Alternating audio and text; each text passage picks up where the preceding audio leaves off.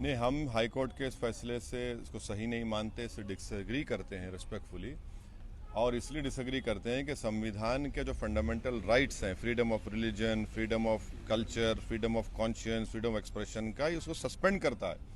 और संविधान में जो प्रियम्बल है, liberty of thought, equality, justice, उस सबको नज़रअंदाज कर दिया हाई कोर्ट ने।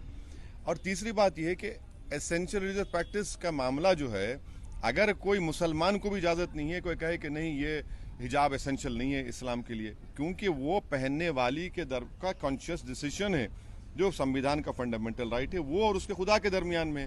और ये आर्गुमेंट के यूनिफॉर्म पहनने से नहीं मालूम होगा कि कौन अमीर बाप की बेटी है, कौन गरीब बाप की है, कौन दलित की बेटी है, कौन अपर कास्ट ठाकुर ब्राह्मण बनिया की है बेटी है। ये नहीं मालूम होता क्या? कौन सी दुनिया की बात कर रहे हैं? और आप दूसरे रिलीजन के एसेंशियल रिलीजियस सिंबल्स को अलाउ करेंगे, उस पर रोक टोक नहीं। आप मुझे अलाउ नहीं करेंगे, तो ये खुद आर्टिकल 15 का वायलेशन है, डिस्क्रिमिनेशन हो रहा है। और एक बात समझिए कि कर्नाटका और तेलंगाना ये दोनों प्रदेश ऐसे हैं जहां पर मुसलमान लड़कियां हिंदू लड़कियों के बराबर शिक्षा हासिल कर रही हैं स्कूल्स में, हाई स्कूल में। अब वहीं पर ये काम कर रहे हैं। और एक अनफॉर्चुनेट एक सिचुएशन क्रिएट कर दिया आपने कि या हिजाब पहनो या शिक्षा हासिल करो। अरे भाई, हिजाब पहनकर शिक्षा हासिल करना चाहती हैं वो।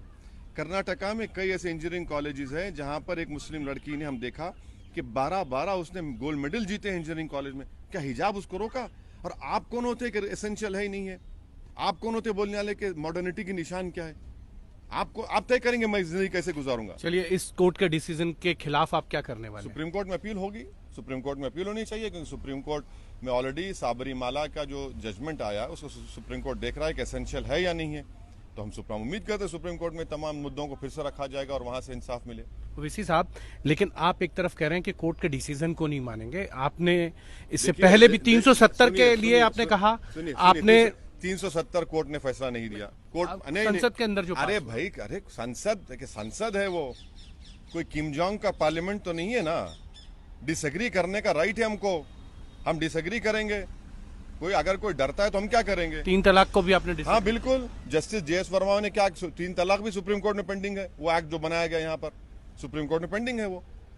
लेकिन आपको क्या लगता नहीं है कि इसको लेकर राजनीति हो रही है? राजनीति नहीं होनी चाहिए। स्कूल कॉलेज जो है एजुकेशन के लिए, राजनीति कौन कर रहा है? राजनीति बीजेपी कर रही है। उन्होंने सिचुएशन को क्रिएट किया, फिर उन्होंने सबको वो शाल दिया, फिर कोर्ट में मामला गया। ये तो सब ये तो कर रहे हैं ना। देखिए, बीजेपी RSS, बीजेपी आप पे लगा रही है आरोप। अरे सुनिए, बीजेपी RSS किसी एक कल्चर, दूसरे कल्चर को मानती नहीं है, सिर्फ वो एक ही कल्चर की बात करते हैं, उसके डोमिनेशन की बात करते हैं। हम भारत के प्लुरलिज्म और डाइवर्सिटी को मानने वाले हैं, जिसमें हर कल्चर को फलने फूलने की इजाजत है।